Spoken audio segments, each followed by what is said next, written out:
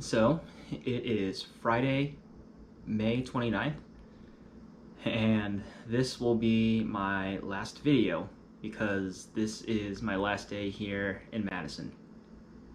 I started this entire journey on March 18th was the first day I was in the shop, but a little bit earlier, I think it was like March 16th that I've been out here. Stats wise, I've been out here in Madison for 74 days. I've worked for 68 days, with my longest stretch being 31 days in a row, and my second longest, which I'm finishing up right now, is 19 days in a row. Uh, with a total of 4 days of rest. So I'm tired, and it seems like a crazy amount of work that has been done. But with that, I've been able to produce on average about 15 valves a day, which equates to, on the lower end, which is about 1,000 valves in my time here. And it takes 2 valves to make a ventilator. So these are good valves. And I've been able to be a part of, on the low end, averaging 500 long-term ventilators to fulfill hospital needs for pre-pandemic, current pandemic situation, and then post-pandemic as well, for long-term usage during flu seasons, pneumonias, and whatever necessitates the need for a ventilator. And with all that hard work and time here, I was able to raise some money through overtime pay, and then I was able to take that and then donate it to Feeding America, a not a national food bank, and supporting specifically my local community here in Wisconsin. And on top of that, I was able to fund the CDC as well to provide PPE for frontline workers as well, and then also any other needs of essential workers out in the field. Why I pick these two specific organizations is they are two causes that I care about currently, which is the food crisis with everything that's going on and people losing their jobs, and on top of that, supporting all of our healthcare workers that are still out there fighting. Even though the numbers seem to be dropping, they are still out there pushing, and on top of that, some of their conditions and protection still isn't up to stuff. And also why I picked these two specific organizations is because the donations are also matched by GE, 1 for 1. So they'll be able to get more from the donations itself. Being out here for over 2.5 months has been a crazy experience. This is for just producing this. This is what a ventilator valve looks like, or specifically for GE. And this is something I've spent almost every single day of the last 2.5, 3 months looking at, and trying to improve slightly, little by little, and then train everyone on, as well as lead the shop. This thing is able to control the amount of oxygen and air that goes into a patient, and it is a key component in what sustains a patient. And in all this entire time, I didn't think in the middle of a global pandemic that I would be able to do something like this and have a hand in helping so many people. I've made a ton of mistakes out here, but that's a good thing, because mistakes are how you learn and improve.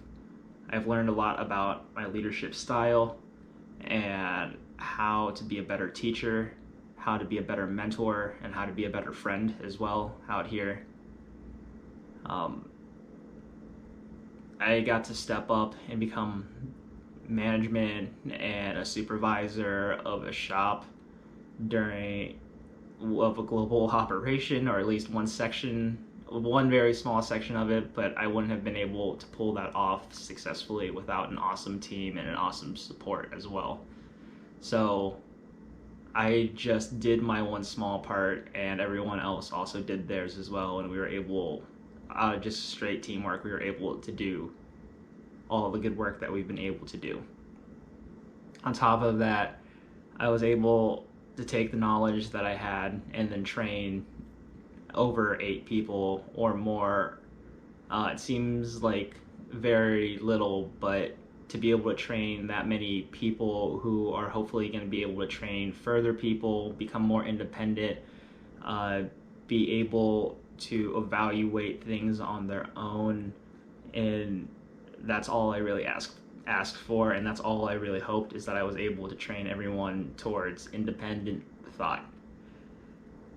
On top of that, during my work there, I was able to learn a ton about these valves specifically and how they failed, to the point that I was able to create a new standard guide and then spread that across first and second shift, as well as it coming from third shift, and managed to train a ton of other people across 3 shifts on how to look for defects and such, and that helps to cut down on waste and then produce more ventilators in a more timely manner as well. So it's more sustainable and more beneficial in the long run.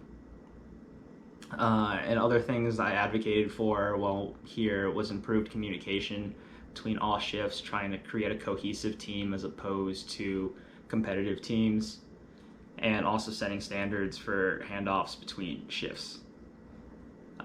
Made a ton of mistakes along my way, but again, it was all part of the learning process, and